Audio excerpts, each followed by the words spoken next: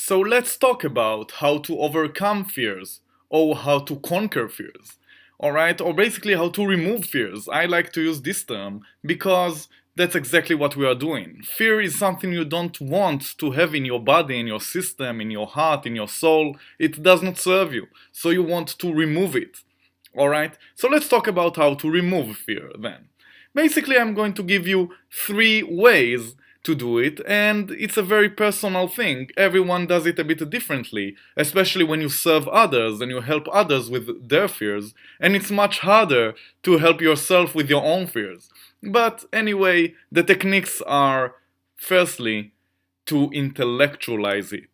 Alright? Basically, to make the other person understand that his fear is ridiculous. It doesn't make any sense. And I already know that it doesn't make any sense, even before I heard about his fear, because fears always don't make any sense. No fear makes any sense. You should never have any fears in your life. Any fears whatsoever. If you feel that you have an example of a fear that you should have in your life, please use the comments area and write whatever fear you think is something that we do need in our lives. And I will be more than happy to demolish your belief, because no fear whatsoever is required and necessary in our lives. And that's why you can always intellectualize it and always explain why it doesn't make any sense. And let me give you an example, and we are going to have many examples throughout this course. That's the whole point of the course. But just as an example right now, let's talk about the fear of flying. Alright, so intellectualizing it means that you just talk to the person that has this fear and tell him, listen man, look at the statistics, look at the numbers. You can see very clearly, just by watching the numbers, that it doesn't make any sense. Alright, something like that. Every fear you can always intellectualize it. It should always make sense that the fear is not required and it's silly and ridiculous. And you can also make fun of it and laugh at it. And it could be more of an entertainment sort of thing. And you will see how I'll give many examples throughout this course. Alright, so that's one technique, how to remove fears from our lives by intellectualizing it. Alright, and if you remember when I talked about anxiety, I said that anxiety is something that happens in our more primal parts of the brain. When you intellectualize something, you basically use your frontal cortex. You are using the right brain, the brain you should always use all the time. Alright, you should really aspire to use your frontal cortex basically all the time, apart from really unique situations. Maybe sex. You should maybe in sex use the more primal parts of the brain just because it's more fun. But apart from that, you really use, you know what, if you are attacked by someone and someone is attacking you or your girlfriend and you want to really go to your primal state and be more of an animal, then yeah, use your more primal parts of the brain. But you know what, 99% of the time you are not being attacked, and just use your frontal cortex, just like in this situation.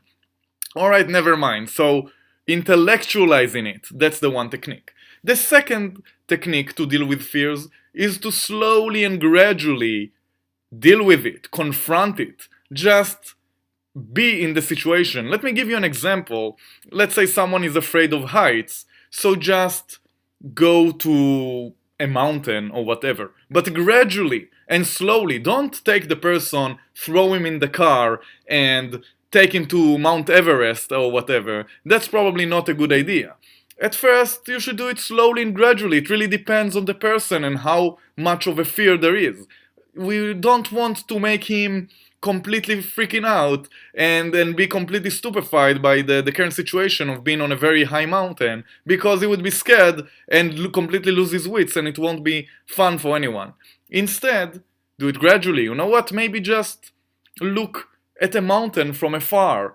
See how he feels about it. Ask him, just look at the mountain. If it's all good, maybe drive closer to the mountain or to the building. You know what, maybe a building, and just go higher and higher in the floors, or whatever. Do it gradually, and don't throw the person into the deep part of his fear, because he would just completely freak out, and it obviously won't help him and won't help anybody. Now, some people do like to challenge themselves and really go to the highest floor immediately because they are very, very enthusiastic about solving their fears and removing their fears. You know what? That's great. If they feel that they can do it and they can immediately go to the highest floor or go bungee jumping, although they have this fear of heights, you know what?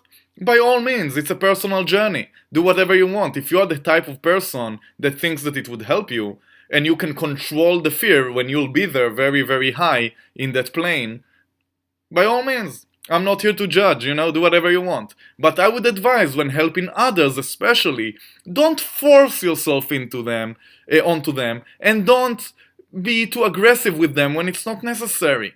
Alright, and sometimes it's okay to do it more gradually than you personally would prefer, just to respect them, just to help them, especially when we are dealing with something like the fear of intimacy, or something, that's very, very delicate, something like that, delicate on the soul, something that's very, very deep in the soul.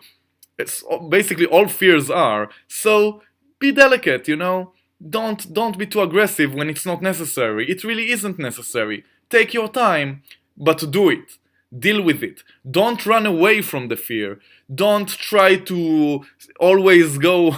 Some people have the fear of turning left or something with their cars, and they always turn right. That's not a good idea. Try, slowly and gradually turning left in easier places until one day you'll be downtown turning left all the time because it would be so easy. Alright, so that's the second technique. I will remind you that technique number 1 would be to intellectualize the fear, and technique number 2 would be to slowly and gradually confront the fear. Alright, and now I want to talk about the third technique of dealing with fears, and that's to associate the fear with something positive. This is also called anchoring. Alright, anchoring is basically this concept of associating something with something else. Alright, so let's say in our example we are talking about fears. Let's say someone has the fear of spiders, and every time she sees a spider she completely freaks out and she acts like crazy. I think you probably met some of these people. So when that happens, you know what? Maybe she needs to associate spiders with something nice, because right now spiders are associated in her mind with something negative, for whatever reason. That's the case. So, you know what you can do? You can maybe buy her a fluffy, cute toy and in the shape of the spider, and that way you turned her worst enemy into her best friend. And now, especially if we are talking about a little girl or something like that, if you buy her a toy like that and a spider becomes her best friend and it has a name and it has a personality and all of that, then it could definitely help.